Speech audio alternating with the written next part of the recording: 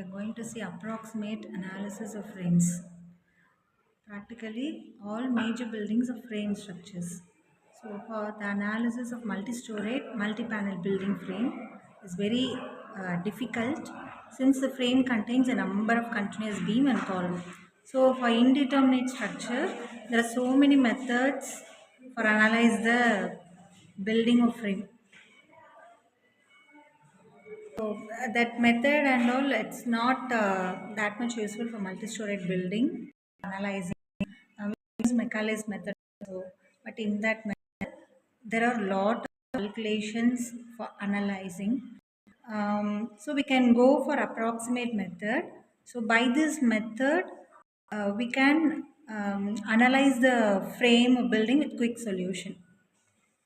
So approximate analysis procedure are useful for analyzing building frames up to 5 stories. So approximate method of analysis of multi-storied frames subjected to vertical loads and lateral loads. So see here approximate method for two types of loads we can analyze the frame. One is vertical load or gravity load. Other one is horizontal loads or lateral loads. So for vertical loads or gravity loads, we can use substitute frame method. For horizontal or lateral loads, we can use portal frame method, cantilever method, factor method. So in this video, we are going to see for vertical load substitute frame method, and for lateral loads, we are going to see portal frame method alone. So for vertical load, this is one of the multi-storied frames. So for vertical load, we have to consider dead load and live load. So for vertical loads, both dead load and live load we have to consider. For lateral loads, we have to consider seismic load, that is wind load or earthquake load. So now we are going to see analysis of frames using approximate method for vertical loads. Otherwise, you can say it is gravity loads also. So for that, we can use substitute frame method. So we're going to see substitute frame method analysis. So for substitute frame method, there are some assumptions. The moments in the beams of any floor are influenced by loading on that floor alone. அப்படின்னா இப்போ ஒரு multi storeyed building எடுத்துக்கிட்டோம் அப்படின்னா நிறைய floors வரும். So எந்த ஃப்ளோரில் இருக்கிற பீமை நம்ம அனாலிசிஸ் பண்ண போகிறோமோ அந்த பீமில் வர்ற லோடை மட்டும் எடுத்துக்கிட்டால் போதும். அதுதான் இதோட meaning. The influence of loading on the lower or upper floor is ignored altogether. அதாவது அந்த எந்த ஃப்ளோரில் இருக்கிற பீம் அனாலிசிஸ் பண்ண போகிறோமோ அதில் இருக்கிற வர்ற லோடை மட்டும் எடுத்துக்கிட்டால் போதும். லோயர் ஃப்ளோரில் இருக்கிற அப்பர் ஃப்ளோரில் இருக்கிற லோடை நம்ம கன்சிடர் பண்ணணும், அந்த லோட் இன்ஃப்ளூயன்ஸை நம்ம எடுத்துக்கணும் அப்படின்ற அவசியம் இந்த சப்ஸ்டியூட் ஃப்ரேம் மெத்தடில் கிடையாது. Substitute frames are framed by the beam at the floor level under consideration together with the columns above and below with their points fixed.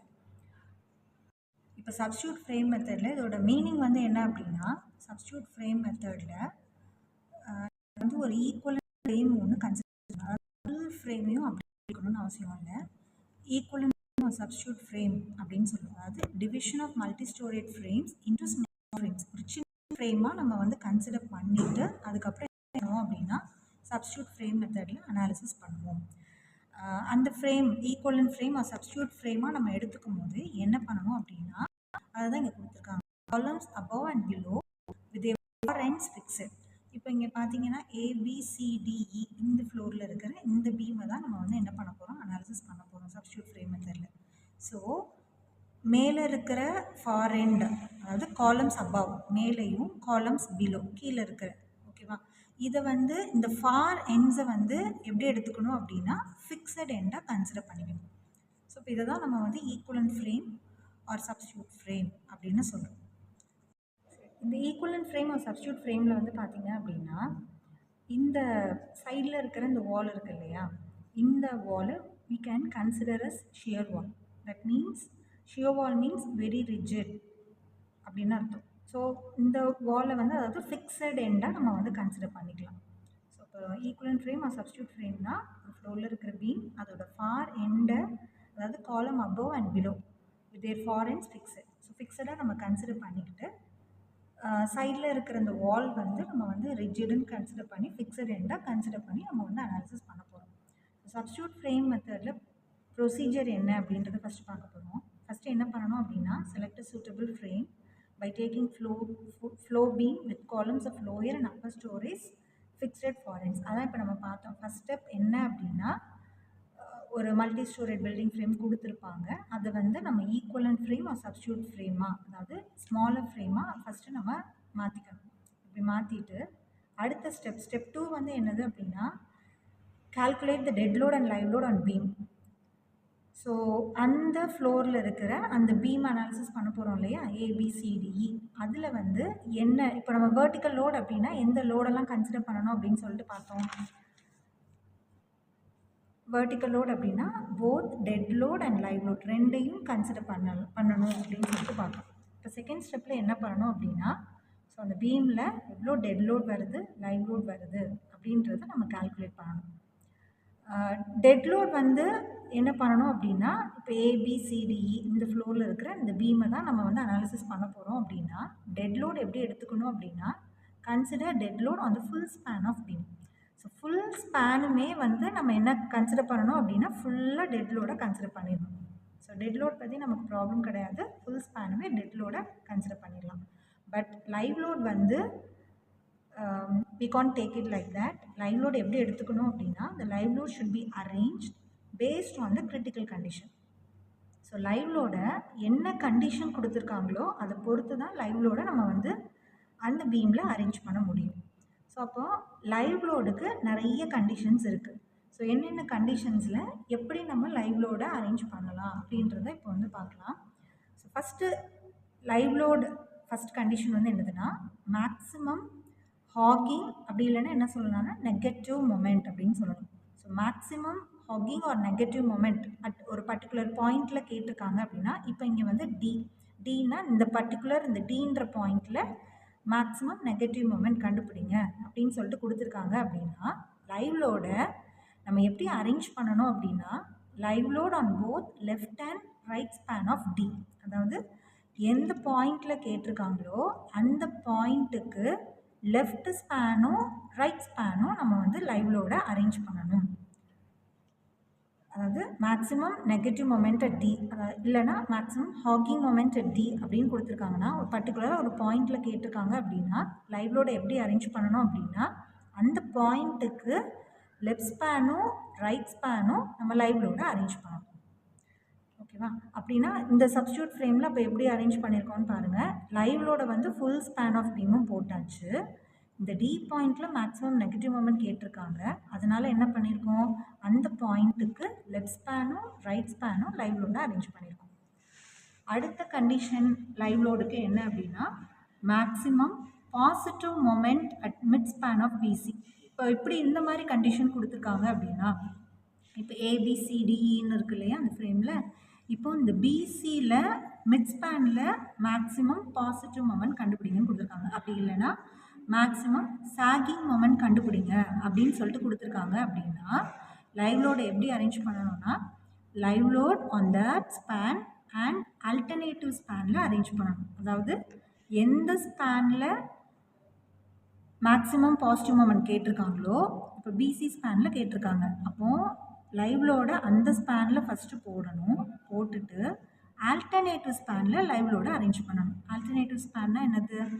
ஆல்டர்னேட்டிவ்னா எந்த ஸ்பேனில் கேட்டிருக்காங்களோ அடுத்த ஸ்பேனை விட்டுட்டு அதுக்கு அடுத்த ஸ்பேன் தான் ஆல்டர்னேட்டிவ் ஸ்பேன். ஸோ அப்போ அடுத்த ஸ்பேன்னா சிடி ஸ்பேனை விட்டுறணும். டிஇ ஸ்பேனில் லைவ் லோடை அரேஞ்ச் பண்ணணும். அதே மாதிரி லெஃப்ட் சைடும் நம்ம அரேஞ்ச் பண்ணணும். ஆனால் இங்கே இந்த ஃப்ரேமுக்கு லெஃப்ட் சைட் வந்து ஆல்டர்னேட்டிவ் ஸ்பேன் இல்லை. ஏன்னா பிசி ஸ்பேனில் கேட்டிருக்காங்க. இதுக்கு லெஃப்ட் சைடில் ஆல்டர்னேட்டிவ் ஸ்பேனுனா ஏபியை விட்டுட்டு பக்கத்தில் உள்ள ஸ்பேனில் போடணும். பட் இங்கே ஸ்பேன் இல்லை. அதனால் நீங்கள் லெஃப்ட் ஸ்பேனில் இப்போ போட முடியாது. ஸோ ரைட் ஸ்பேனில் மட்டும்தான் ஆல்டர்னேட்டிவ் ஸ்பேன். ஸோ அப்போது ஒரு ஸ்பேனில் மேக்ஸிமம் பாசிட்டிவ் மொமெண்ட்டுன்னு கேட்டிருந்தாங்க அப்படின்னா அந்த ஸ்பேனில் ஃபஸ்ட்டு லைவ் லோடை அரேஞ்ச் பண்ணிடணும். அரேஞ்ச் பண்ணிவிட்டு ரைட் ஸ்பேன்னாலும் சரி லெஃப்ட் ஸ்பேன்னாலும் சரி ஆல்டர்னேட்டிவ் ஸ்பேனில் லைவ் லோடை போடணும். அடுத்த கண்டிஷன் வந்து என்னது அப்படின்னா minimum sagging moment at mid span of BC. சாகிங்னா என்னது? Positive moment. இப்படி கேட்டிருந்தாலோ அப்படி இல்லைன்னா மேக்ஸிமம் நெகட்டிவ் பெண்டிங் மொமெண்ட், அப்படி இல்லைன்னா மேக்ஸிமம் பெண்டிங் மொமெண்ட் இன் காலம், இந்த மாதிரி கண்டிஷன் கொடுத்துருந்தாங்க அப்படின்னா லைவ்லோட எப்படி அரேஞ்ச் பண்ணணும் அப்படின்னா எந்த ஸ்பேனில் கேட்டிருக்காங்களோ, பிசி ஸ்பேன் தானே கேட்டிருக்காங்க, minimum positive moment. So minimum positive moment ஒரு ஸ்பேனில் கேட்டிருந்தாங்க அப்படின்னா அந்த ஸ்பேனை விட்டுறணும். அந்த ஸ்பேனில் லைவ் லோட அரேஞ்ச் பண்ணக்கூடாது. அரேஞ்ச் பண்ணாமல் live load on both left and right adjacent span of பிசியில் அரேஞ்ச் பண்ணணும். அட்ஜசன்ட்னா என்னது? அந்த ஸ்பேனில் லைவ் லோட போடக்கூடாது. அட்ஜசன்ட்னா அதுக்கு பக்கத்தில் இருக்கிற ஸ்பேன். ஸோ பிசிக்கு லெஃப்டில் பக்கத்தில் இருக்கிற ஸ்பேன்னா ஏபி. ஸோ இங்கே லைவ் லோட அரேஞ்ச் பண்ணணும். ரைட் ஸ்பேனில் பார்த்தீங்கன்னா பிசிக்கு அட்ஜசன்ட் ஸ்பேன் இது சிடி, அங்கே வந்து லைவ் லோட அரேஞ்ச் பண்ணணும். ஸோ இது தேர்ட் கண்டிஷன். ஃபோர்த் கண்டிஷன் என்னது அப்படின்னா மேக்ஸிமம் ஆக்சியல் ஃபோர்ஸ் இன் காலம் அட் ஒரு பர்டிகுலர் பாயிண்டில் கேட்டிருக்காங்க அப்படின்னா எப்படி லைவ் லோட அரேஞ்ச் பண்ணணும். ஸோ ஒரு ஈக்குவலன்ட் ஃப்ரேம் எடுத்துருவோம். எந்த ஃப்ளோருக்கு டெட் லோட் வந்து நமக்கு ப்ராப்ளம் இல்லை. ஃபுல் ஸ்பேன் ஆஃப் த பீம்லேயுமே நம்ம டெட் லோட் ஃபுல்லாக கன்சிடர் பண்ணிப்போம். லைவ் லோட் தான் இப்போ ஒவ்வொரு கண்டிஷனாக பார்த்துட்ருக்கோம். ஸோ அதில் மேக்ஸிமம் ஆக்சியல் ஃபோர்ஸ் இன் காலம் அட் ஒரு பர்டிகுலர் பாயிண்ட், இங்கே வந்து சி பாயிண்டில், இப்போ இந்த பாயிண்டில் மேக்ஸிமம் ஆக்சியல் ஃபோர்ஸ் கண்டுபிடிக்க சொல்லியிருக்காங்க. ஸோ இப்படின்னா எப்படி லைவ் லோட அரேஞ்ச் பண்ணணும்? Live load on both left and right span of C. அதாவது இந்த பாயிண்ட்டுக்கு லெஃப்ட் ஸ்பேன்லையும் ரைட் ஸ்பேன்லையும் லைவ் லோட அரேஞ்ச் பண்ணணும். ஓகேவா? சி பாயிண்டில் இப்போ மேக்ஸிமம் ஆக்சியல் ஃபோர்ஸ் கேட்டிருக்காங்க. இப்போ இந்த பாயிண்ட்டுக்கு லெஃப்ட் ஸ்பேனில் லைவ் லோட அரேஞ்ச் பண்ணணும், ரைட் ஸ்பேனில் லைவ் லோட அரேஞ்ச் பண்ணணும். ஸோ இதான் 4 கண்டிஷன்ஸ் வந்து நம்ம லைவ் லோட எப்படி அரேஞ்ச் பண்ணணும் அப்படின்னு சொல்லிட்டு பார்த்துருக்கோம். ஸோ இதை இப்படி தான் dead load and live load நம்ம அரேஞ்ச் பண்ணிவிட்டு அதுக்கப்புறமா அந்த ஃப்ரேமை வந்து நம்ம அனாலிசிஸ் பண்ணணும். ஸோ நம்ம வந்து என்ன பார்த்தோம்? ஃபஸ்ட் ஸ்டெப்பில் வந்து ஒரு மல்டி ஸ்டோரேட் பில்டிங் ஃப்ரேமை ஈக்குவலண்ட் ஒரு சப்ஸ்டியூட் ஃப்ரேமாக எப்படி மாற்றணும்னு பார்த்தோம். இப்போது ஒரு ஃப்ளோரில் பீம் அனாலிசிஸ் பண்ண போகிறோம் அப்படின்னா அந்த பீமில் எப்படி டெட் லோட் லைவ் லோடை அரேஞ்ச் பண்ணணும் அப்படின்னு சொல்லிட்டு பார்த்தோம். டெட் லோட் வந்து ஃபுல் ஸ்பேன் ஆஃப் த பீமே அரேஞ்ச் பண்ணிடணும். லைவ் லோட் வந்து ஒரு 4 கண்டிஷன்ஸ் பார்த்தோம் எப்படி அரேஞ்ச் பண்ணணும்னு. ஸோ அதுக்கேற்ற மாதிரி நம்ம அரேஞ்ச் பண்ணிக்கணும். இப்போ நம்ம பார்த்துட்ருக்கிறது vertical or gravity load. So dead load and live load மட்டும்தான் இப்போ நம்ம கன்சிடர் பண்ணுறோம். லேட்ரல் லோட்லாம் நம்ம கன்சிடர் பண்ணல. சரி, ஓகே. ஸ்டெப் 3 வந்து ஸோ ஃப்ரேம் அதுக்கப்புறம் லோட் அரேஞ்ச்மெண்ட்ஸ் எல்லாம் பண்ணதுக்கப்புறமா இப்போ அந்த சப்ஸ்டியூட் ஃப்ரேமை அனலைஸ் பண்ண போகிறோம். Analyse the substitute frame by using moment distribution method using only 2 cycle. So moment distribution மெத்தடில் அனாலிசிஸ் பண்ண போகிறோம். 2 சைக்கிள் மட்டும் அதில் வந்து எடுத்துக்கிட்டு நம்ம அனாலிசிஸ் பண்ண போகிறோம். ஸோ 2 சைக்கிள் மொமெண்ட் டிஸ்ட்ரிபியூஷன் மெத்தடில் நம்ம அனாலிசிஸ் பண்ண போகிறோம். ஸோ அனாலிசிஸ் பண்ணிவிட்டு நம்ம shear force diagram, bending moment diagram வந்து நம்ம வந்து ட்ரா பண்ணணும். ஸோ நார்மலாக வந்து ஒரு ஃபிக்ஸட் பீமில் யூடிஎல் ஆக்ட் ஆகுது அப்படின்னா ஸோ பெண்டிங் மொமெண்ட் வந்து பெண்ட் வந்து உங்களுக்கு எப்படி ஆகும் அப்படின்னா ஃபிக்ஸட் எண்டில் உங்களுக்கு ஸ்லோப் வந்து இருக்காது. ஸோ இந்த மாதிரி உங்களுக்கு வந்து பெண்ட் ஆகும். ஸோ பெண்டிங் மொமெண்ட் டயக்ராம் பார்த்தீங்கன்னா இந்த மாதிரி உங்களுக்கு வந்து இருக்கும். அதாவது ஒரு இடத்துல வந்து பாயிண்ட் ஆஃப் கான்ட்ராஃப்ளெக்ஷர் இருக்கும். பாயிண்ட் ஆஃப் கான்ட்ராஃப்ளெக்ஷர் அப்படின்னா the point where the bending moment changes sign. So இதோட மேக்ஸிமம் பெண்டிங் மொமெண்ட் வந்து WL²/24. ஸோ இதோட மொமெண்ட் வந்து WL²/12. ஸோ இது வந்து பாசிட்டிவ் மொமெண்ட், ஸோ இது வந்து நெகட்டிவ் மொமெண்ட், இது வந்து பாசிட்டிவ் மொமெண்ட். இப்போ வந்து substitute frame method for vertical of gravity லோட்ஸ்க்கு ப்ரொசீஜர் என்ன, எப்படி ஸ்டெப் பை ஸ்டெப் ப்ரொசீஜரில் ஒரு ஃப்ளோர் பீம் அனலைஸ் பண்ணணும் அப்படின்னு சொல்லிட்டு பார்த்தோம். இப்போ ஒரு ப்ராப்ளம் பார்க்கலாம். Multi storeyed building, the frame shown in figure. So ஃபிகரில் இங்கே ஃப்ரேம் கொடுத்துருக்காங்க. Spaced at 4 metre intervals. அப்படின்னா இது வந்து 2Dயில் இருக்குது. இப்போ 3Dயில் அப்படின்னா உங்களுக்கு இங்கே ஒரு ஸ்பேனில் அந்த சைடு என்ன இருக்கும், ஒரு ஃப்ரேம் இருக்கும். அந்த ஸ்பேஸிங் தான் வந்து உங்களுக்கு எவ்வளோ கொடுத்துருக்காங்கன்னா 4 மீட்டர் அப்படின்னு சொல்லிட்டு கொடுத்துருக்காங்க. Dead load from the slab is 3 kN/m². So ஸ்லாப்லேருந்து எவ்வளோ அந்த பீமுக்கு டெட் லோட் வருதுன்னு கொடுத்துருக்காங்கன்னா 3 kN/m². and the live load is 5 kilonewton per meter square. So ஸ்லாப்ல இருந்து பீமுக்கு அந்த பீமுக்கு எவ்வளோ லைவ் லோட் வருதுன்னு கொடுத்துருக்காங்கன்னா 5 kilonewton per meter square. Analyze the beam BC for mid-span positive bending moment. So எதுக்கு அனலைஸ் பண்ண சொல்லியிருக்காங்க? இப்போது ஏபிசிடின்னு இந்த ஃப்ளோரில் இருக்கிற இந்த பர்டிகுலராக எந்த பீமுக்கு கொடுத்துருக்காங்கன்னா பிசி பீமுக்கு கொடுத்துருக்காங்க. அதில் mid span positive bending moment கண்டுபிடிங்கன்னு கொடுத்துருக்காங்க. Self weight of the beams may be ignored. இப்போ இதில் வந்து என்ன ஒரு கண்டிஷன் கொடுத்துட்டாங்கன்னா செல்ஃப் வெயிட் ஆஃப் த பீமை இக்னோர் பண்ணிடுங்க அப்படின்னு சொல்லிட்டு கொடுத்துருக்காங்க. So use 2 cycle moment distribution method. So இப்போ ப்ராப்ளமில் வந்து ஸ்லாப்லேருந்து பீமுக்கு எவ்வளோ டெட் லோட் லைவ் லோட் வருதுன்னு கொடுத்துருக்காங்க. Vertical load or gravity load. இப்போ சப்ஸ்டியூட் ஃப்ரேம் மெத்தட் அப்படின்னாவே நம்ம டெட் லோட் லைவ் லோட் மட்டும்தான் கன்சிடர் பண்ணணும். ஸோ ஸ்லாப்லேருந்து பீமுக்கு எவ்வளோ டெட் லோட் லைவ் லோட் வருதுன்னு கொடுத்துருக்காங்க. ஆனால் அந்த பீமோட செல்ஃப் வெயிட்டை இக்னோர் பண்ணிடுங்க அப்படின்னு சொல்லிட்டு கொடுத்துருக்காங்க. இப்போ வேறு ப்ராப்ளம்லலாம் செல்ஃப் வெயிட் ஆஃப் த பீமும் கொடுத்துருந்தாங்க அப்படின்னா அதையும் கன்சிடர் பண்ணிக்கிற மாதிரி இருக்கும். பட் இந்த ப்ராப்ளமில் இக்னோர் பண்ணிக்கோங்க அப்படின்னு கொடுத்துட்டாங்க. Use 2 cycle moment distribution method அப்படின்னு சொல்லிட்டு கொடுத்துட்டாங்க. இங்கே பாருங்கள் ஒரு ஃப்ரேம் கொடுத்துருக்காங்க. ஸோ ஃப்ரேம் அதாவது 2Dயில் கொடுத்துருக்காங்க. இப்போ 3Dனா ஒரு பர்டிகுலர் ஸ்பேஸிங்கில் அந்த சைடு ஃப்ரேம் இருக்கும். அந்த ஸ்பேஸிங் தான் இங்கே 4 மீட்டர் கொடுத்துருக்காங்க. ஃப்ளோர் டு ஃப்ளோர் ஹைட் வந்து எவ்வளோ கொடுத்துருக்காங்கன்னா 4 மீட்டர் கொடுத்துருக்காங்க. ஸோ ஒவ்வொரு பேக்கும் எவ்வளோ ஸ்பேஸிங் கொடுத்துருக்காங்க அப்படின்னா 6 மீட்டர் வந்து கொடுத்துருக்காங்க. இப்போ நமக்கு இங்கே என்ன கண்டிஷன் கொடுத்துருக்காங்க அப்படின்னா பீம் பிசியில் mid span positive bending moment. இதை நல்லா பார்த்துக்கணும். ஸோ ஃபஸ்ட் ஸ்டெப் என்ன? இந்த ஃப்ரேமை நம்ம சப்ஸ்டியூட் ஃப்ரேம் ஈக்குவலன்ட் ஃப்ரேமாக ஃபஸ்ட்டு மாற்றிக்கணும்.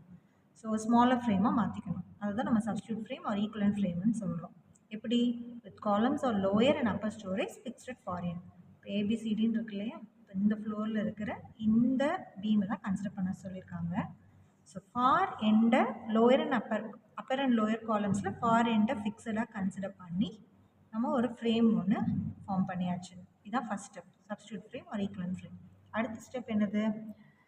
இந்த பீமில் இப்போ நம்ம வெர்டிக்கல் லோட் கன்சிடர் பண்ண போகிறோம். அதாவது டெட் லோட் லைவ் லோடை நம்ம அரேஞ்ச் பண்ணணும். ஸோ அதை தான் இப்போ நம்ம கால்குலேட் பண்ண போகிறோம். இப்போ செகண்ட் ஸ்டெப் வந்து calculation of dead load and live load. சரியா? எப்படி கால்குலேட் பண்ணணும் அப்படின்னா ஃபஸ்ட்டு டெட் லோட் கால்குலேட் பண்ணிக்கலாம், அதுக்கப்புறம் லைவ் லோட் கால்குலேட் பண்ணிக்கலாம். So dead load from slab for per meter length of beam. So இப்போ பீமோட லென்த்தை நம்ம பெர் மீட்டர்னு கன்சிடர் பண்ணிக்கிட்டால் போதும். ஃபுல் லென்த்தை எடுக்கணும்னு அவசியம் கிடையாது. So per metre length of beam எடுத்துக்கிட்டால் போதும். ஸோ எப்படி டெட் லோட் கால்குலேட் பண்ணணும் அப்படின்னா ப்ராப்ளமில் கொடுத்துருக்காங்களே டெட் லோட். ஸோ இப்போ அந்த 3 kilonewton per meter square into spacing பார்த்தோம்ல, ஸ்பேஸ்ட் அட் 4 meter இன்டர்வல்ஸ்ன்னு கொடுத்துருக்காங்கல்ல. ஸோ அதை வச்சு என்ன செஞ்சுக்கணும்? மல்டிப்ளை பண்ணிக்கணும். ஸோ இது கூட இப்போ செல்ஃப் வெயிட் ஆஃப் பீம் இங்கே வந்து இக்னோர் பண்ணிக்கோங்கன்னு கொடுத்துருக்காங்க. ஒருவேளை self weight of the beam கொடுத்துருந்தாங்க அப்படின்னா செல்ஃப் வெயிட் ஆஃப் த பீமையும் இது கூட சேர்த்து நம்ம ஆட் பண்ணிக்கணும். செல்ஃப் வெயிட் அப்படின்னாவே நம்ம வந்து எதுக்கு ஈக்குவலண்ட்டாக இருக்குன்னா டெட் லோடுக்கு ஈக்குவலண்ட்டாக இருக்கும். ஸோ இங்கே self weight of the beam ignore பண்ணுங்கன்னு சொன்னனால செல்ஃப் வெயிட் ஆஃப் த பீமை நம்ம ஆட் பண்ணிக்கல, வெறும் ஸ்லாப்லேருந்து வர டெட் லோடு மட்டும் எடுத்துக்கிட்டோம். So 3 kilonewton per meter square into அந்த ஃப்ரேமோட ஸ்பேஸிங் மல்டிப்ளை பண்ணோம் அப்படின்னா நமக்கு டெட் லோட் கிடச்சிரும். எப்படி கிடைக்கும் அப்படின்னா 12 kilonewton per meter. அடுத்து லைவ் லோட் எப்படி கால்குலேட் பண்ணணும் அப்படின்னா லைவ் லோடு எவ்வளோ கொடுத்துருக்காங்க? 5 kilonewton per meter square கொடுத்துருக்காங்க. ஸோ இப்போ 5 இன்ட்டு அந்த ஸ்பேஸிங் ஆஃப் ஃப்ரேம் எவ்வளோ கொடுத்துருக்காங்க? ஸ்பேஸ்ட் 4 meter இன்டர்வல்ஸ் இல்லையா? அந்த 4 மீட்டரை கன்சிடர் பண்ணிக்கணும். So 5 into 4. ஸோ நமக்கு என்ன கிடைக்கும் அப்படின்னா 20 kilonewton per meter. So live லோட்னா லைவ் லோட் எவ்வளோ கொடுத்துருக்காங்களோ இன்ட்டு அந்த ஸ்பேஸிங் போட்டு கண்டுபிடிச்சா போதும். இதில் நம்ம செல்ஃப் வெயிட்டை ஆட் பண்ணக்கூடாது. ஏன்னா செல்ஃப் வெயிட்னா நம்ம டெட் லோடில் மட்டும்தான் கன்சிடர் பண்ணணும். ஸோ இப்போ இந்த டெட் லோடையும் லைவ் லோடையும் எப்படி அந்த ஃப்ரேமில் அரேஞ்ச் பண்ணணும் அதான் செகண்ட் ஸ்டெப்பில். இப்போ இதுதான் ஒரு ஈக்குவலன்ட் ஃப்ரேம் ஒரு சப்ஸ்டியூட் ஃப்ரேம்னு நம்ம சொல்கிறோம், இதுதானே? ஸோ ஏபிசிடி இருக்குது. இப்போ நம்ம கொடுத்துருக்கிற கண்டிஷன் வந்து mid span positive bending moment ஒரு பர்டிகுலர் ஸ்பேன் கொடுத்துருக்காங்க. நம்ம கண்டிஷனில் எப்படி பார்த்தோம்? மிட் ஸ்பேன் மேக்ஸிமம் மொமெண்ட் தான் கேட்டிருக்காங்க. ஸோ மிட் ஸ்பேன் பாசிட்டிவ் மொமெண்ட்னா என்ன பண்ணணும், எந்த ஸ்பேனில் கேட்டிருக்காங்களோ அந்த ஸ்பேனில் லைவ் லோட் போடணும். போட்டுட்டு ஆல்டர்னேட்டிவ் ஸ்பேனில் லைவ் லோடை அரேஞ்ச் பண்ணணும்னு பார்த்தோம். ஸோ அதே மாதிரி தான் இங்கேயும் அரேஞ்ச் பண்ணணும். அப்போ எந்த ஸ்பேனில் கேட்டிருக்காங்க, பிசி ஸ்பேனில் கேட்டிருக்காங்க. அப்போ ஃபுல் ஸ்பேன் ஆஃப் த பீமே டெட் லோடை நம்ம என்ன பண்ணிக்கணும், கன்சிடர் பண்ணிக்கணும். இப்போ லைவ் லோடை தான் கொடுத்துருக்க கண்டிஷனுக்கு அரேஞ்ச் பண்ணணும். ஸோ ஸ்பேன் பிசியில் கேட்டிருக்காங்க, பிசியில் லைவ் லோடை அரேஞ்ச் பண்ணணும். ஆல்டர்னேட்டிவ் ஸ்பேனில் அரேஞ்ச் பண்ணணும்னு பார்த்தோம் கண்டிஷனில். இப்போ இதுக்கு ஆல்டர்னேட்டிவ் ஸ்பேன்னா இது பிசிக்கு ரைட் சைடு வந்து ஆல்டர்னேட்டிவ் ஸ்பேனுன்னு பார்த்தா சிடி ஸ்பேனை விட்டுட்டு அதுக்கு அடுத்த ஸ்பேன், இங்கே ஸ்பேன் இல்லை, அப்போ அரேஞ்ச் பண்ண முடியாது. லெஃப்ட் ஸ்பேனில் பார்த்தோன்னா ஆல்டர்னேட்டிவ் ஸ்பேன்னா எது, பிசிக்கு ஏபி விட்டுட்டு அடுத்த ஸ்பேன் இங்கே இருக்கணும், இங்கே இல்லை. ஸோ இங்கேயும் நம்ம லைவ் லோடை அரேஞ்ச் பண்ண முடியாது. ஸோ அப்போ பிசி ஸ்பேனில் மட்டும்தான் நமக்கு வந்து லைவ் லோடை அரேஞ்ச் பண்ணுற மாதிரி வரும்.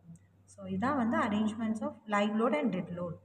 ஸோ இப்போ இதில் வந்து நம்ம குவான்டிட்டி கால்குலேட் பண்ணி வச்சுருக்கோம்ல, என்ன கால்குலேட் பண்ணி வச்சுருக்கோம், டெட் லோடுக்கு டோட்டலாக 12 kN per meter.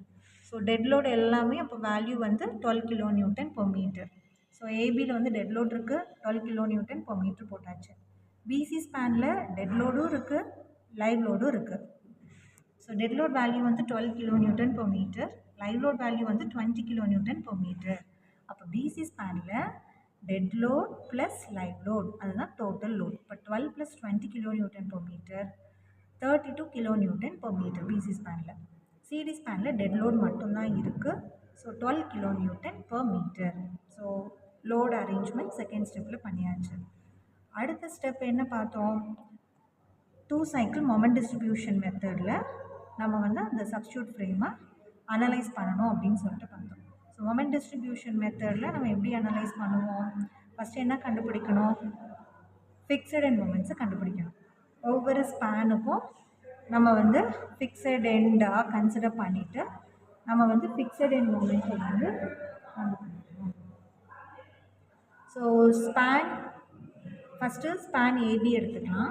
எப்படி ஃபிக்ஸ்ட் எண்ட் மொமெண்ட் கண்டுபிடிப்போம், fixed end moment for AB, fixed end moment for BA.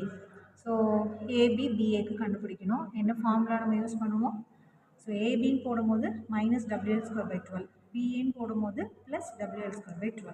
So டபிள்யூனா என்னது, இந்த ஏபி ஸ்பேனில் இருக்கிற அந்த டோட்டல் லோடு. இங்கே என்ன லோடு இருக்குது, ஏபி ஸ்பேனில் 12 kN per meter. So -12 into அந்த ஸ்பேன் ஏபிக்கு ஸ்பேன் எவ்வளோ கொடுத்துருக்காங்க, 6 metre. So into 6²/12 -36 kN metre. Moment அப்படின்னாலே யூனிட் வந்து kN மீட்டர். ஸோ பிஏக்கு ஃபிக்ஸ்ட் எண்ட் மொமெண்ட் வந்து WL²/12. ஏபி ஸ்பேனுக்கு லோட் டோட்டல் லோட் 12 இன்ட்டு அந்த ஏபி ஸ்பேனுக்கு ஸ்பேன் வந்து 6 மீட்டர். So 12 × 6²/12 +36 kN metre.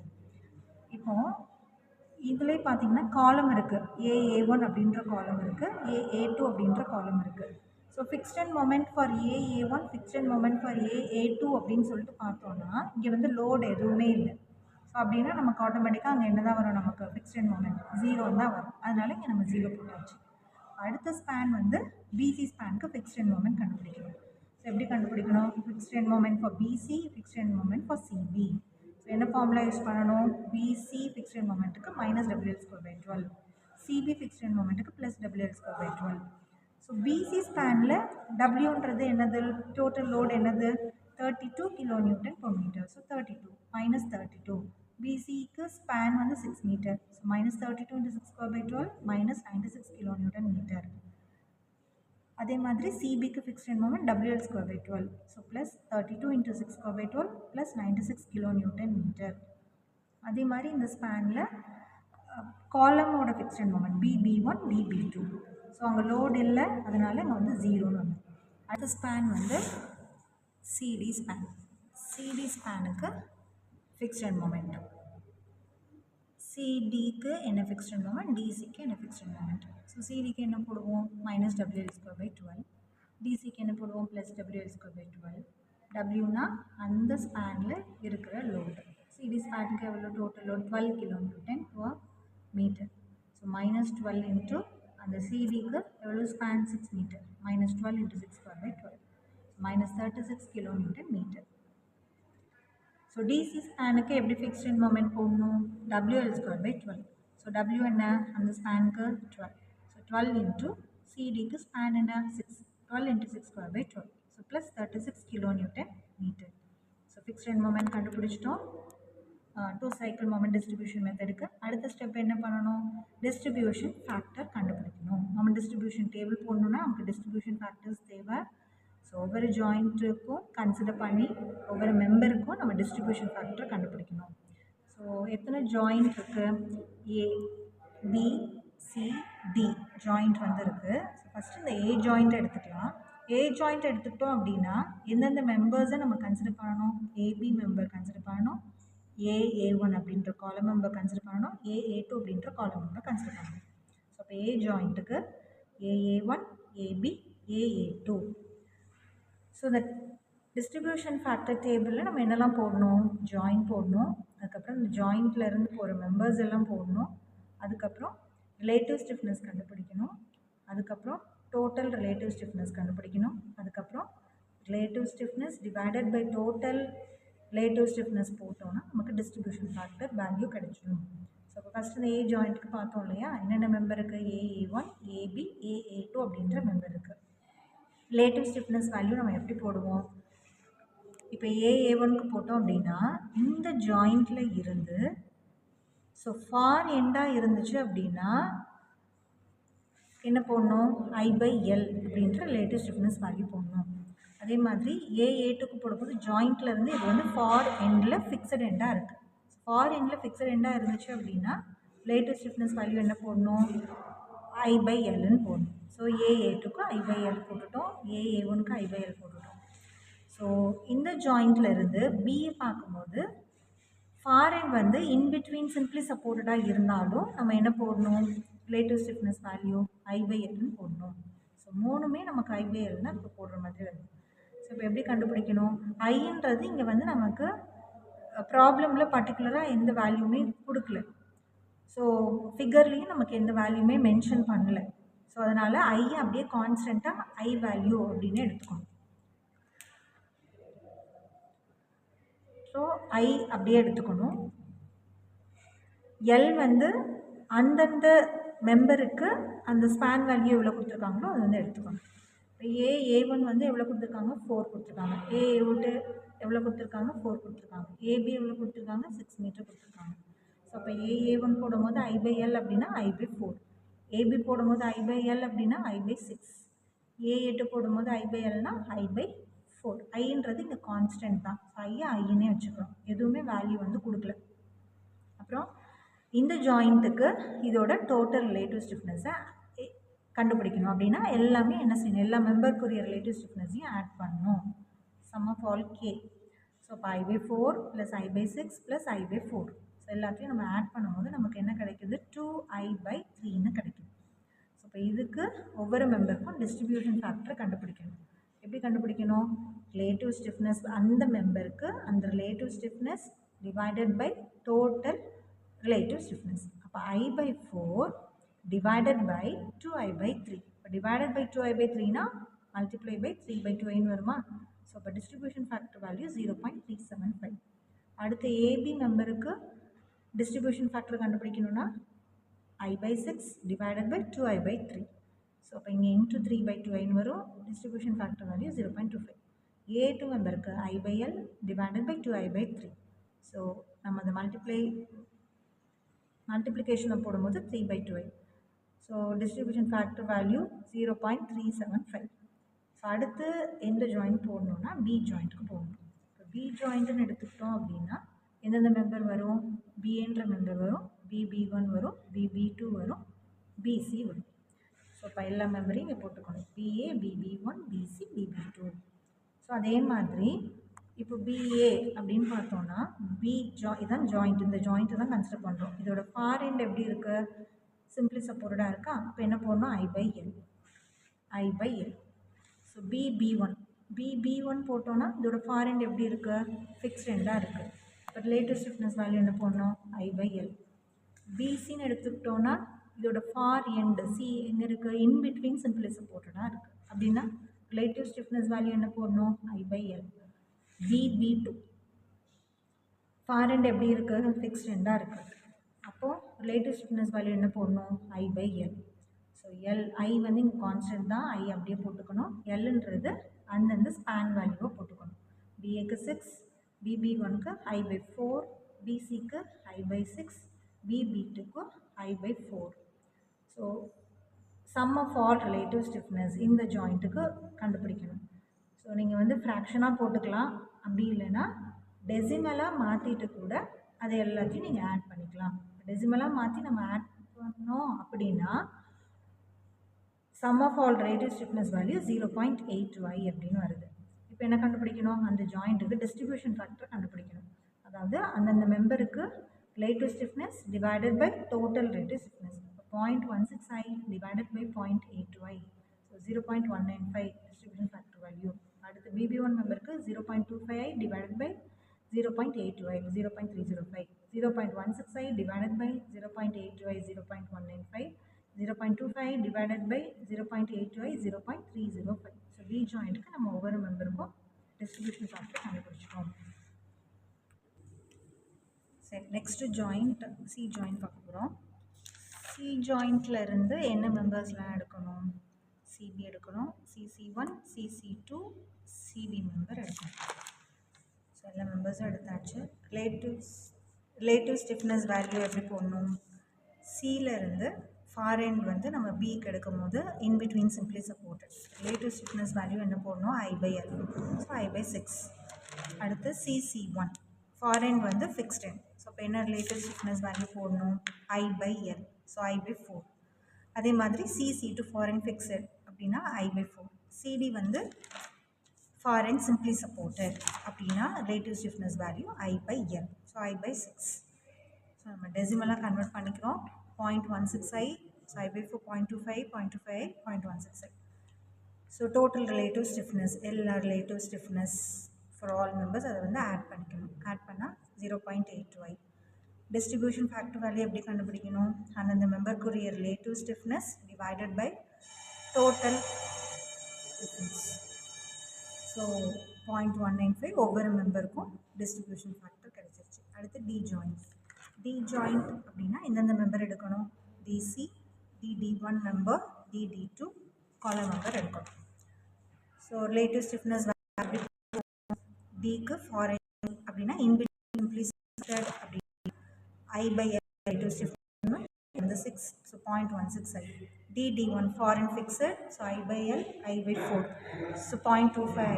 டி2 I/4. So far end fixed L வந்து 4, 0.25L.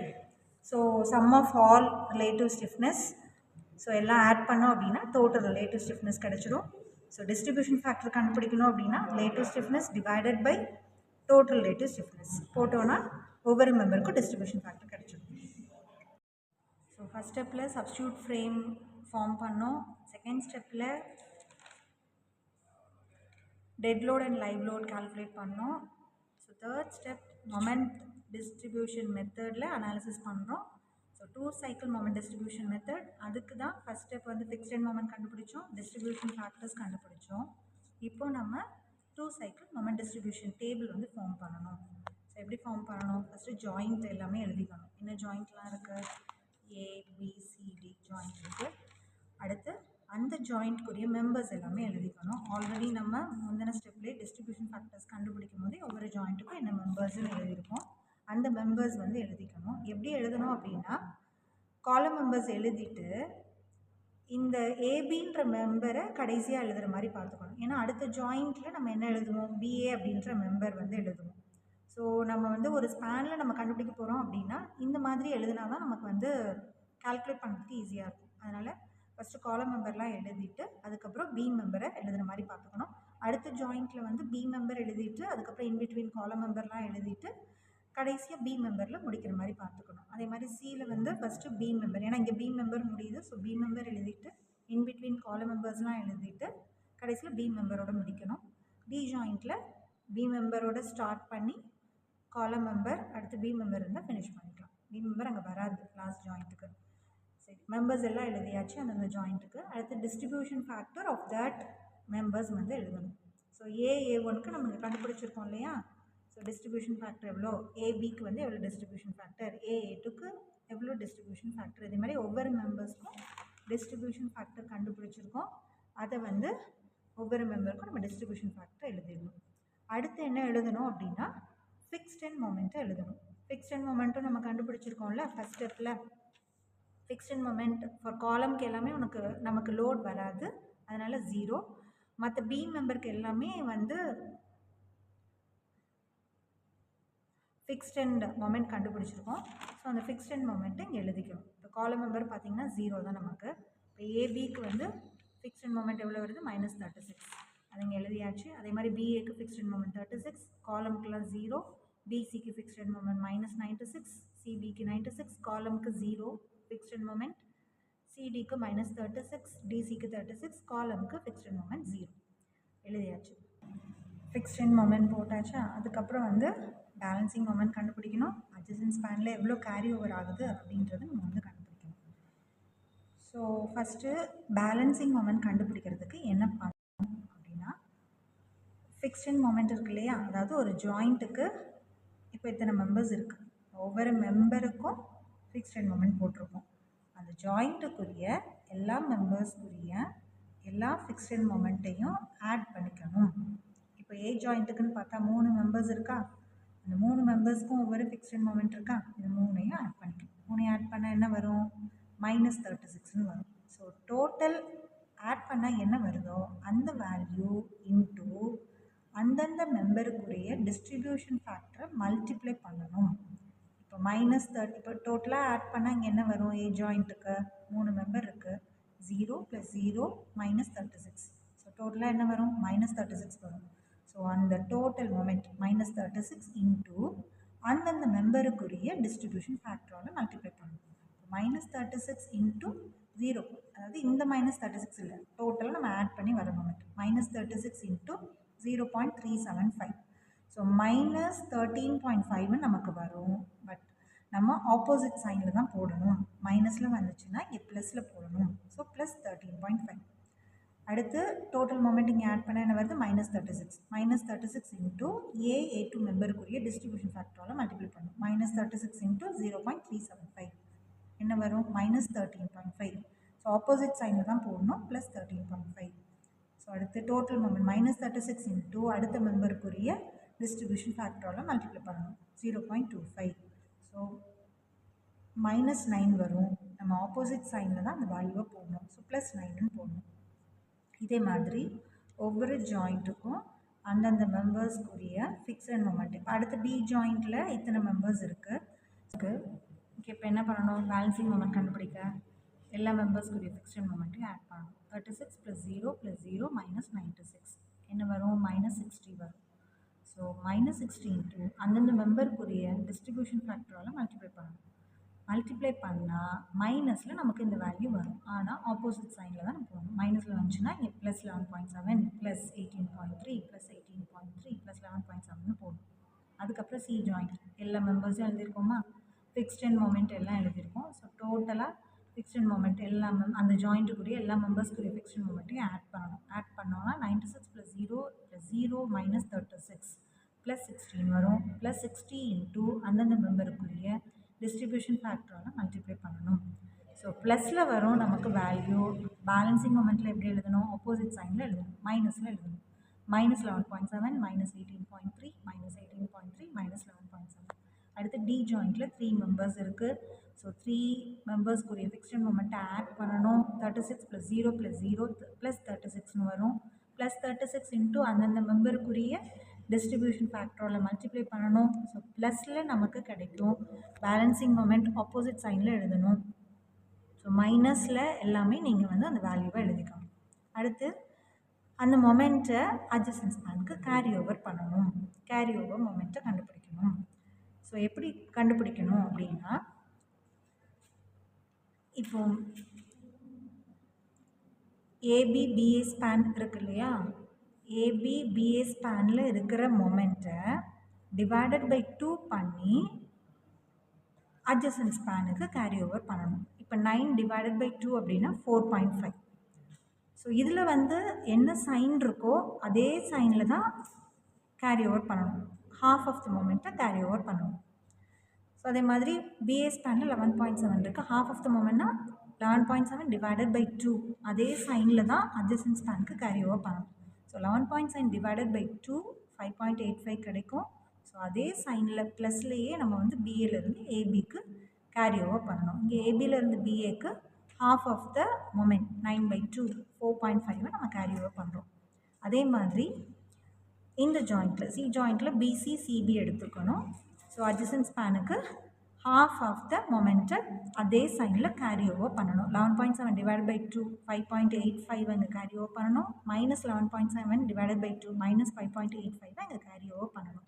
அதே மாதிரி டி ஜாயிண்ட்டில் சிடி ஸ்பேன் டிசி ஸ்பேன் எடுத்துக்கணும். மைனஸ் 11.7 டிவைடட் பை 2 மைனஸ் 5.85 டிசிக்கு கேரி ஓவர் பண்ணணும். மைனஸ் 8.712 டிவைடட் பை 2 மைனஸ் 4.356 சிடிக்கு கேரி ஓவர் பண்ணணும். ஸோ இந்த மாதிரி பண்ணிவிட்டு திரும்ப பேலன்சிங் மொமெண்ட் கண்டுபிடிக்கணும். எப்படி கண்டுபிடிக்கணும்? அதே ப்ரொசீஜர் தான். டிஸ்ட்ரிபியூஷன் டேபிளில் நம்ம பார்த்தோம் இல்லையா, பேலன்சிங் கேரி ஓவர் பண்ணணும் அப்படின்னு சொல்லிட்டு திரும்ப நம்ம பேலன்சிங் மொமெண்ட் கண்டுபிடிக்கணும். எப்படி கண்டுபிடிக்கணும்? ஒவ்வொரு ஸ்பேனுக்கும் கேரி ஓவர் மொமெண்ட் இருக்கும் இல்லையா, அதாவது ஒவ்வொரு மெம்பருக்கும் கேரி ஓவர் மொமெண்ட் இருக்கும் இல்லையா. ஸோ அந்த ஜாயிண்ட்டுக்கு அந்தந்த மெம்பருக்குரிய கேரி ஓவர் மொமெண்ட் எல்லாம் ஆட் பண்ணி அந்த டோட்டல் கேரி ஓவர் மொமெண்ட்டை ஒவ்வொரு மெம்பருக்குரிய டிஸ்ட்ரிபியூஷன் ஃபேக்டரால் மல்டிப்ளை பண்ணணும். மல்டிப்ளை பண்ணிவிட்டு வர சைனுக்கு ஆப்போசிட் சைனில் பேலன்சிங் மொமெண்ட்டை நம்ம வந்து போடணும். இப்போ ஏ ஜாயிண்ட்டில் 3 மெம்பர்ஸ் இருக்குது. 3 மெம்பர்ஸ்க்குரிய கேரி ஓவர் மொமெண்ட் எல்லாத்தையும் ஆட் பண்ணணும். 0 + 0 + 5.85. இப்போ total carry over moment plus 5.85 வரும். ஸோ ப்ளஸ் 5.85 இன்டூ அந்தந்த மெம்பருக்குரிய டிஸ்ட்ரிபியூஷன் ஃபேக்டரால் மல்டிப்ளை பண்ணணும். ஸோ ப்ளஸ் 5.85 இன்டூ 0.375 நமக்கு ப்ளஸ் 2.193 வரும்.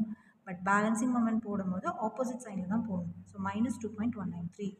ஸோ ப்ளஸ் 5.85 இன்டூ 0.375 ப்ளஸில் வரும். ஸோ மைனஸ் 2.193 ப்ளஸ் 5.85 இன்டூ 0.25 ப்ளஸில் வரும். ஸோ நம்ம என்ன போடணும்? மைனஸ் 1.462. அதே மாதிரி ஒவ்வொரு ஜாயிண்ட்லேயும் கேரி ஓவர் மொமெண்ட் டோட்டலையும் ஆட் பண்ணிக்கணும். இப்போ பி ஜாயிண்ட்டில் ப்ளஸ் 4.5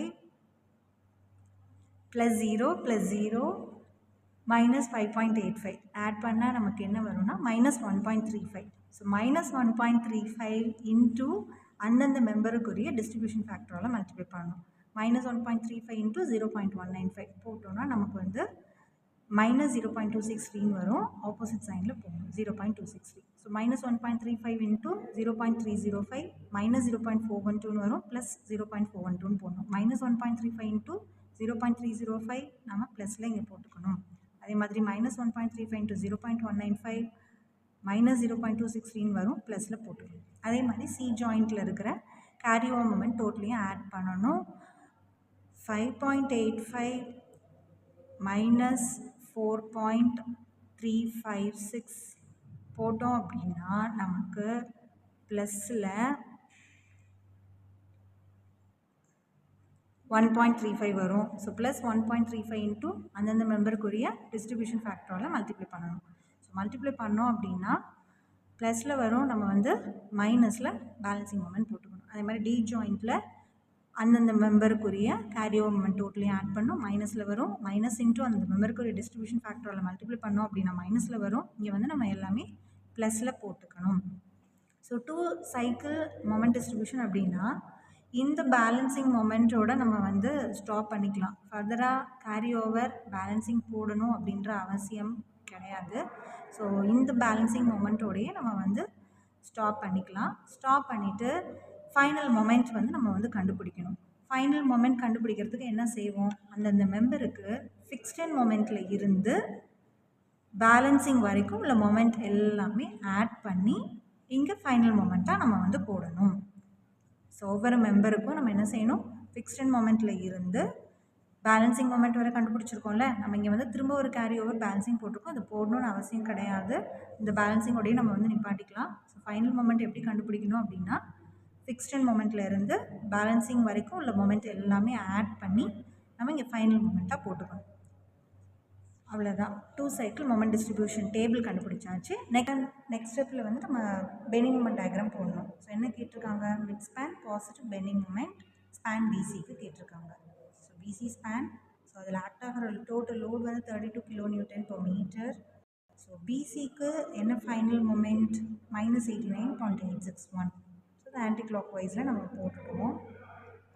சிபி ஸ்பேனுக்கு +89.827, இது நம்ம கிளாக் வைஸில் போட்டுட்டோம்.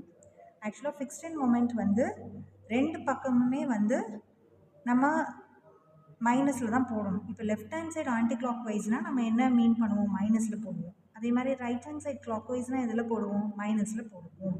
ஸோ அதனால் இந்த சைடு ஆன்டி கிளாக் வைஸ், இந்த சைடு நம்ம கிளாக் வைஸில் போட்டிருக்கோம். ஸோ போடும்போது நமக்கு டயக்ராமும் கரெக்டாக வரும், மைனஸில் நம்ம போடுற மாதிரி வரும்.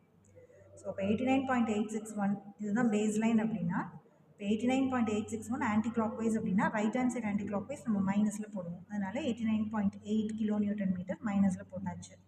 Left hand side clockwise வந்து மைனஸில் நம்ம மீன் பண்ணுவோம். ஸோ அதனால் பேஸ் லைனுக்கு கீழே போட்டாச்சு. 89.827 kN/m மைனஸில் போட்டு இந்த டயக்ராம் ஃபிக்ஸ்ட் மொமெண்ட் போட்டாச்சு. இப்போ இந்த பிசி இருக்குது இல்லையா, இதில் வந்து டோட்டல் லோட் 32 kN/m ஆக்ட் ஆகுது இல்லையா. So free bending moment for simply supported அப்படின்னா நம்ம எப்படி கண்டுபிடிப்போம்? Free moment at the centre of BC, ஒரு யூடிஎல் அந்த பீமில் சிம்பிளி சப்போர்ட் பீமில் ஆக்ட் ஆச்சுன்னா ஃப்ரீ மொமெண்ட் எப்படி கண்டுபிடிப்போம்? WL²/8. ஸோ W என்ன? 32. அந்த பீமோட ஸ்பேன் எவ்வளோ? 6. So 32 × 6²/8 144 kN/m. ஸோ இப்போ ஃப்ரீ பெண்டிங் மொமெண்ட் டயக்ராம் எப்படி போடுவோம்? சிம்பிளி சப்போர்ட்டட் வித் யூடிஎல் அப்படின்னா இப்படி போடுவோம். ஸோ ஆக்சுவலாக இது வந்து ப்ளஸ், நம்ம மேலேயும் வந்து நம்ம மீன் பண்ணிக்கலாம். அதாவது இந்த மாதிரி வந்து நமக்கு டயக்ராம் வரும்.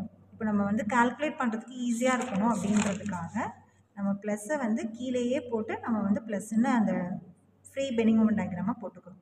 ஸோ அப்போ அந்த simply supported with UDL free bending moment diagram இந்த மாதிரி போட்டு இதோட வேல்யூ வந்து 144 kN/m. இது வந்து ப்ளஸ். ஸோ நம்ம கேட்டிருக்கிறது என்னதுன்னா midspan positive bending moment in BC கேட்டிருக்காங்க. இப்போ மிட்ஸ்பேன் பாசிட்டிவ் பெண்டிங் மொமெண்ட் எப்படி கண்டுபிடிக்கணும்னா இந்த டோட்டல் 144 மைனஸ் 89.8 போடும்போது நமக்கு midspan positive bending moment in BC 54.2 kN/m நமக்கு வந்து கிடைக்கும்.